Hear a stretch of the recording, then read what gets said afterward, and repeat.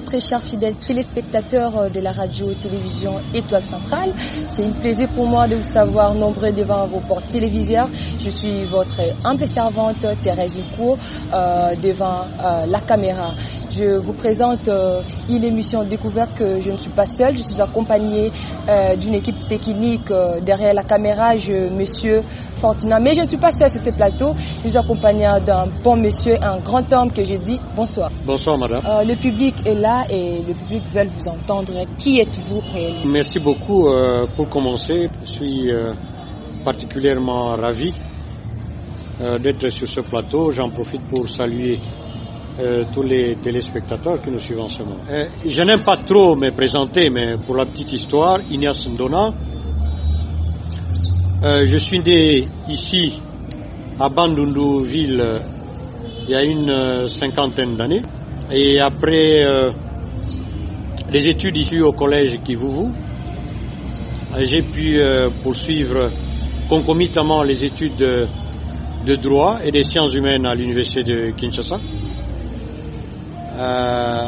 Après quoi, je suis allé au Canada pour parfaire une maîtrise à l'École nationale d'administration publique, ENAP, au Québec. Et après cela,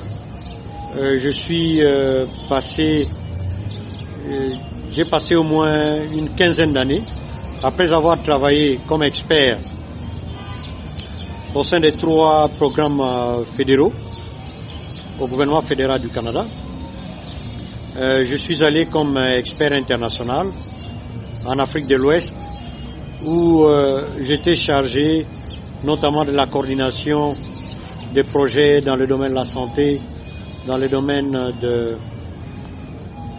du développement économique ainsi que dans le domaine social. Donc pour apporter des solutions pratiques à des problèmes de la population.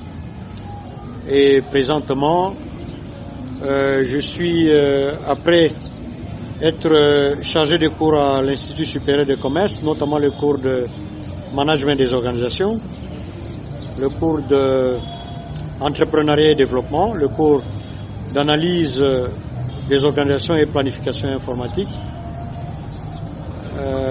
Je suis présentement expert au cabinet du chef de l'État, principalement au bureau du directeur des cabinets du chef de l'État. Merci beaucoup monsieur pour la présentation. Notre sujet du jour est basé sur la problématique du développement en RDC. Quel modèle du développement dans les Grands Bandundu, plus particulièrement à Bandundu-Ville? Merci beaucoup. Pour commencer, je parle hors d'une expérience de plus d'une dizaine d'années à appuyer les questions de développement en Afrique de l'Ouest.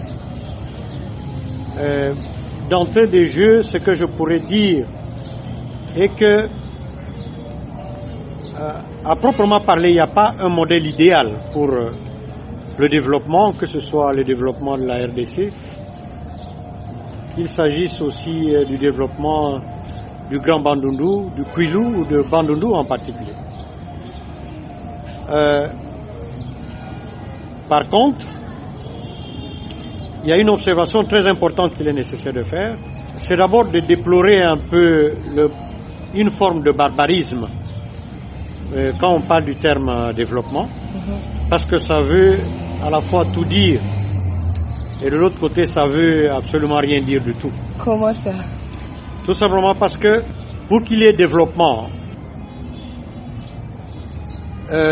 il faut partir d'un point A vers un point B, de manière simple. Par contre, ce qui semble un peu assez simple peut se complexifier dans la mesure où il faudrait que le point A soit clairement identifié et le point B où vous allez soit aussi bien identifié que le point A. Ça, c'est d'abord le premier élément. Le second élément, c'est que on ne peut pas parler du développement de manière globale. Pour mieux parler du développement ou bien pour mieux traiter de la question du développement, il faudrait thématiser le développement, il faudrait sectoriser le développement. Donc on parlerait du développement dans les secteurs des infrastructures par exemple, dans les secteurs routiers, dans le secteur de l'éducation, dans le secteur industriel, dans le secteur, pourquoi pas, mental, au niveau des compétences des gens, appelés même à conduire le développement. Donc voilà un peu le contexte qui peut nous permettre de circonscrire un peu cette question de développement.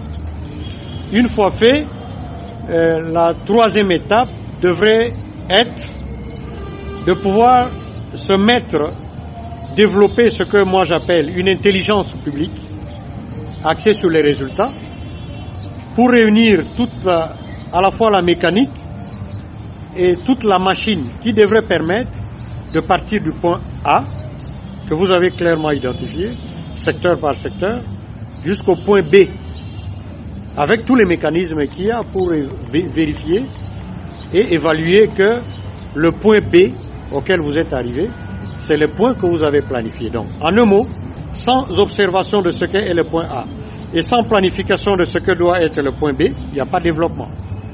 Et ça, sans identifier clairement qu'est-ce qui doit être fait par rapport à la thématique choisie, il n'y aura pas de développement. Donc ça, je parle un peu en introduction un peu globalement.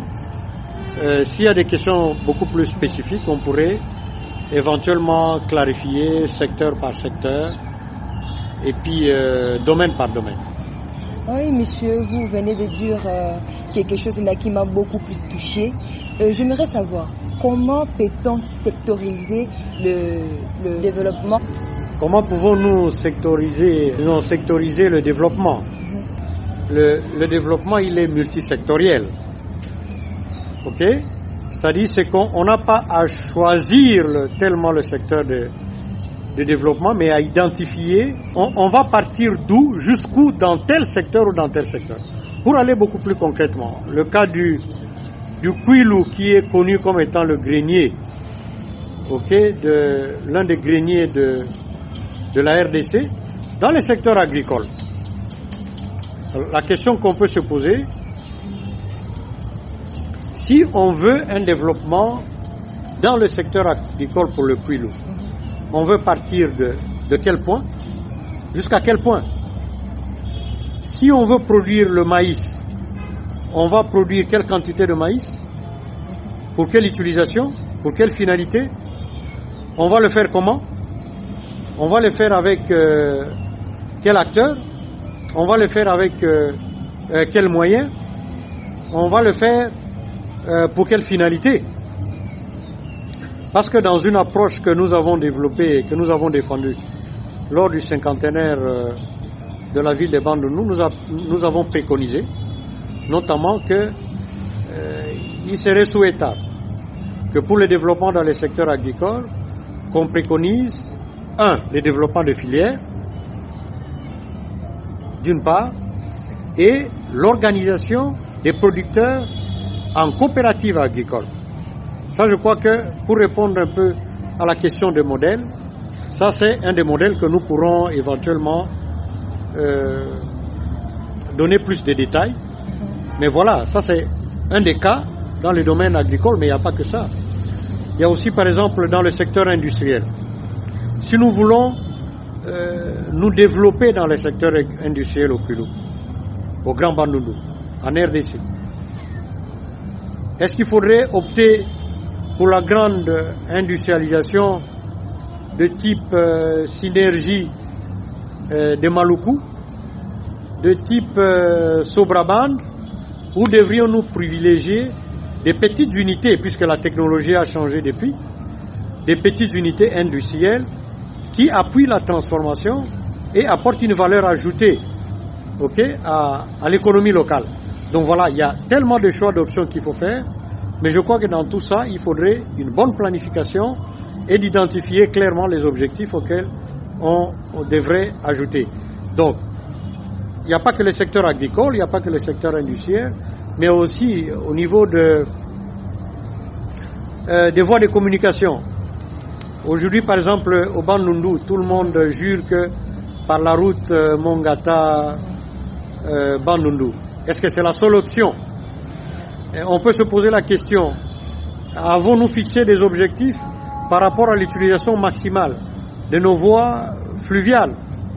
Alors, si nous ne l'avons pas fait, est-ce que la route va-t-elle apporter ce que nous, on ne peut pas apporter par les voies fluviales? Donc voilà un certain nombre de réflexions qu'il est possible de mener en matière de développement. Ma deuxième question est celle-ci. Quels sont les acteurs du développement? Et ces acteurs font-ils réellement l'objet du développement? Bon, la question des acteurs des développements est une question qui touche à la fois les personnes qui sont dans une certaine mesure dédiées comme des acteurs politiques, mais qui touche aussi la société civile, les entrepreneurs. Donc voilà, je crois que la question des acteurs du développement, c'est tout le monde en fait. Tout le monde est acteur du développement dans une certaine mesure. Mais les uns ont beaucoup plus de responsabilités que les autres. Les cas des leaders politiques qui ont la responsabilité, je crois, de pouvoir mener des bonnes politiques publiques qui facilitent l'amélioration des conditions d'investissement. Parce que si les conditions d'investissement ne sont pas réunies, les investisseurs ne viendront pas. Le cas de la province a une personnalité juridique capable de lui permettre de nouer des partenariats multiples et de convaincre les investisseurs pour que les investisseurs puissent s'installer. Et les investissements aussi eux-mêmes, parlant des investisseurs eux-mêmes, il faut leur créer des environnements, il faut leur créer des espaces où que ces investisseurs devraient être capables de loger leurs investissements. Le cas, par exemple, j'ai parlé tantôt de l'industrialisation. Alors, s'il n'y a pas des espaces dédiés à des investissements, il sera difficile pour qu'un investisseur qui arrive, qui voudrait développer une usine de transformation, qui trouve des espaces dédiés à cette activité. Effectivement, il joue un rôle de premier plan pour développer le pays, pour développer le Grand Bandundu, pour développer la province et puis pourquoi pas pour développer la ville de Bandundu et son hinterland. Merci beaucoup. Bon, quel conseil pourriez-vous donner aux acteurs de mettre en œuvre? Je crois que dans un premier temps, les gens, quand vous vous engagez à des responsabilités, que vous soyez gouverneur, que vous soyez ministre provincial, que vous soyez député provincial, que vous soyez député d'une circonscription dans la ville, je crois dans la province, ou de manière générale au pays, vous savez ce que vous voulez. Donc je crois que les gens qui s'engagent à des fonctions qui ont une part de responsabilité publique devaient être conséquents avec leur-même. Alors, m'ériger en conseiller, c'est un peu faire un peu le travail de leur propre engagement.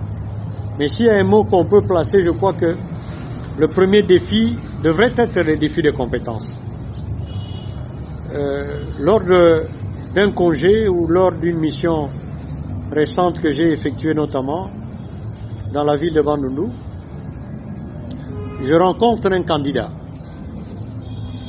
à qui je pose la question de savoir, mais monsieur, pourquoi êtes-vous candidat? Il me dit, c'est pour changer la donne. Je lui demande, changer la donne, c'est-à-dire? Il dit, c'est pour contrôler l'exécutif provincial. Je dis, contrôler l'exécutif provincial, est-ce que quel outil pensez-vous utiliser pour contrôler l'exécutif provincial? la réponse que j'ai reçue n'était pas du tout convaincante.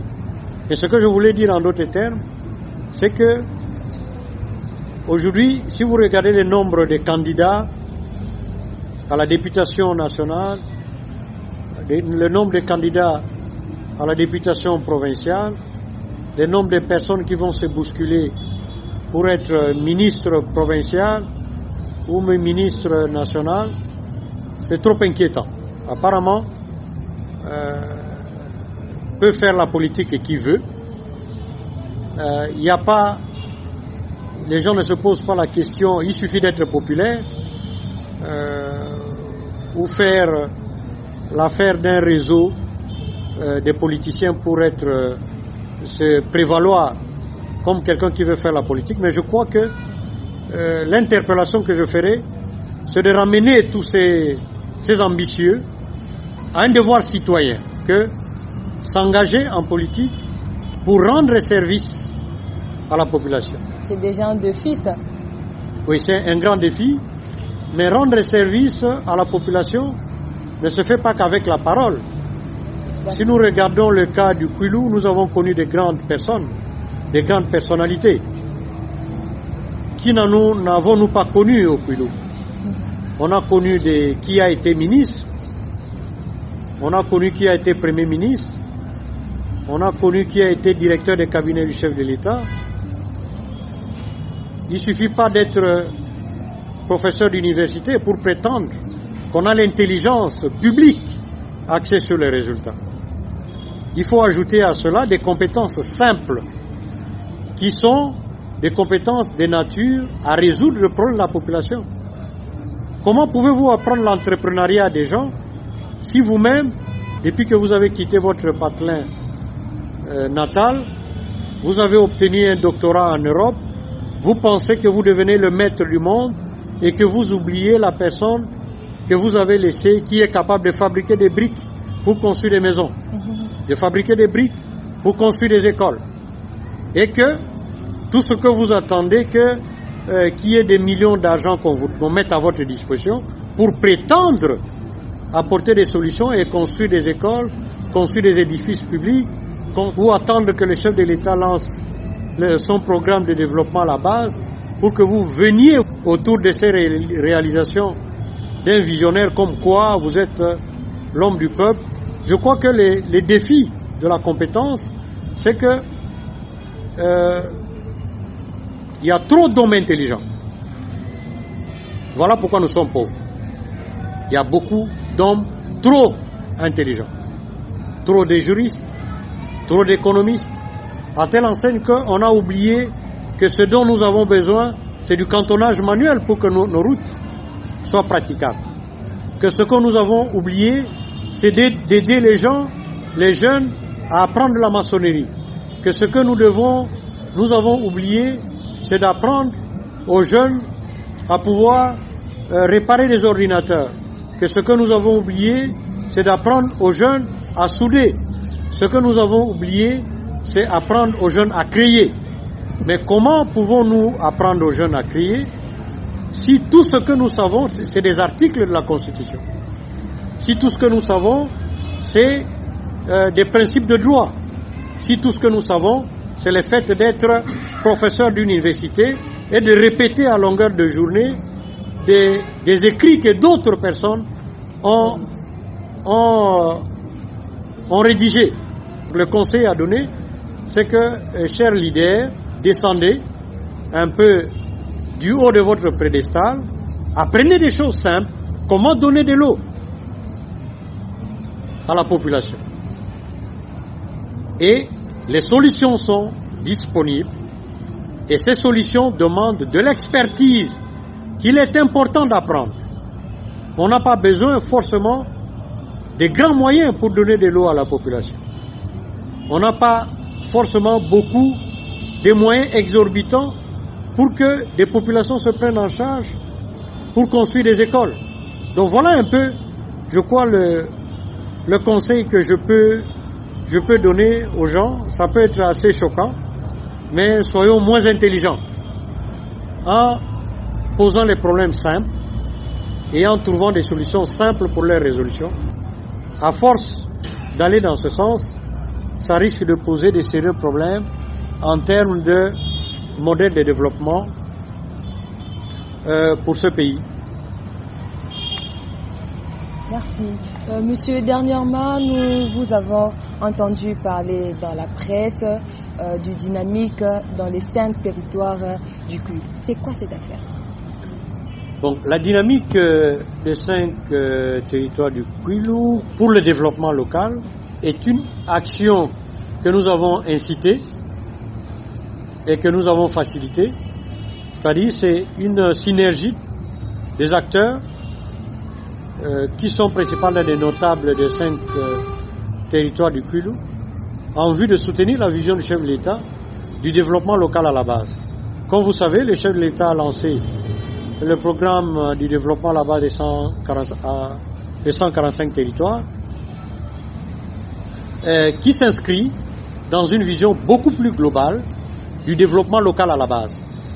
Et au regard de certaines observations que nous avons faites, nous avons pensé qu'il était important de mobiliser les notables des 5 territoires qui étaient déjà organisés en association de leurs territoires respectifs pour justement faire du développement local à la base leur leitmotiv et leur outil pour développer l'ensemble du Kwilu.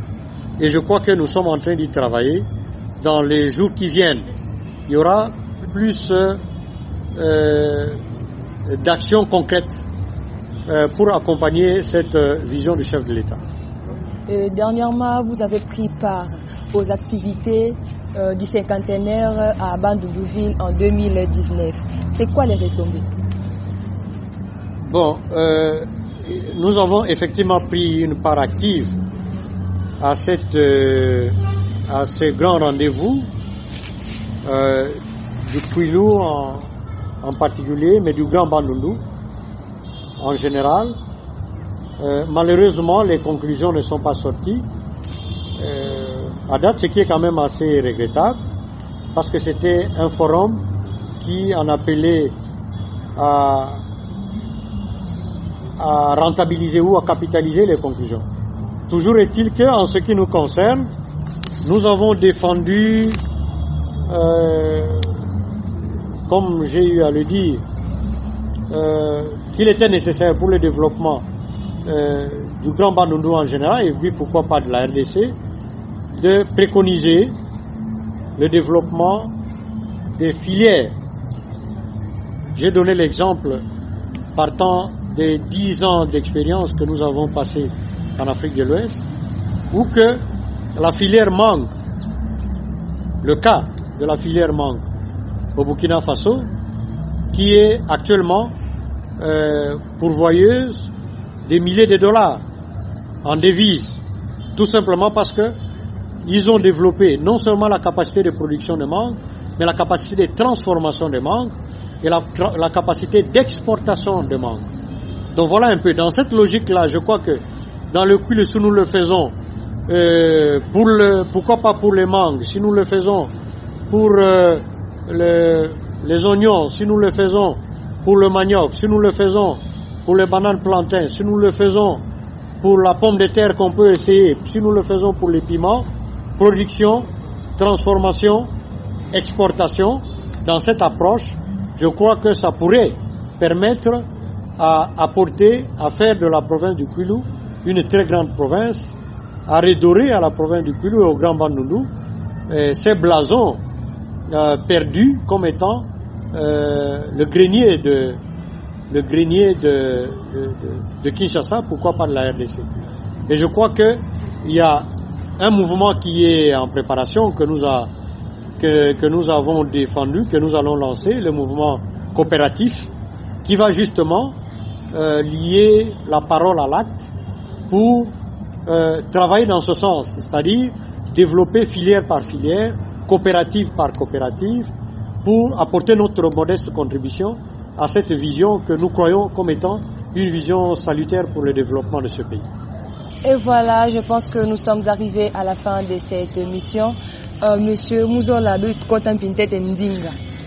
ngemeka un peu ku synthétiser na bumbote mbote en un seul mot ya betu meka to kutuba donc mona nge ya nsuka sambu na développement ya bola na betu.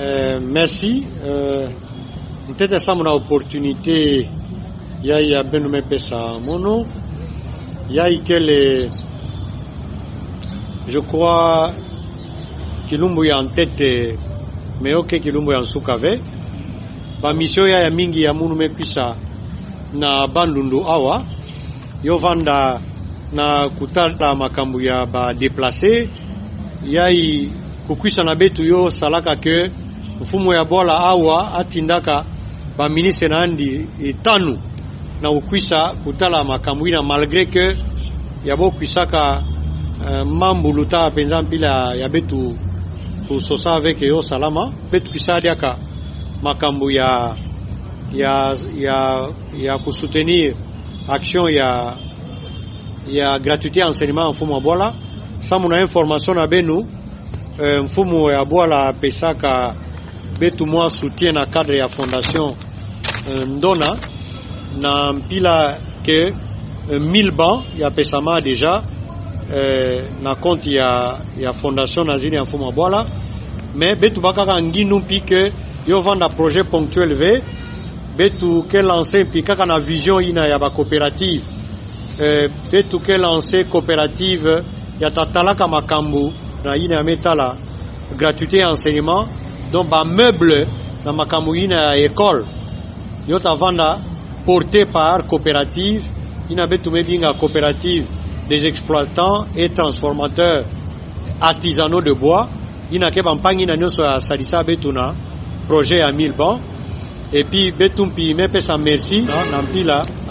kusadisa salle d'urgence ya hôpital général ya Bandundu-ville beta travail betu mosive betke na ngindu ya kusangisa bampangi muntu na muntu ina kele na compétence ya kele na ONG na yendi beta travailler neti dina 5 kele ba coopérative ina nyonso ya kele ba fondation ndona kele ba fondation ina nkaka ba ONG ina nkaka beta travailler kimvuka na mpila ya kupromouvoir leadership ya yampa ya betu mebinga leadership ya développement betu zolande nge vanda gouverneur nge vanda député provincial nge vanda député national nge vanda ministre provincial ngeke ça la politique non pas ça na ku se maintenir na pouvoir ngeke ça la politique ça mona résoudre ba problème ya population kana ngeza ba ku résoudre ba problème ya population ve ku poser candidature comme gouverneur ve ku kana ngeza ba ku résoudre ba problème ya ku traverser ba boîte ve ya ku sala ba pont ve.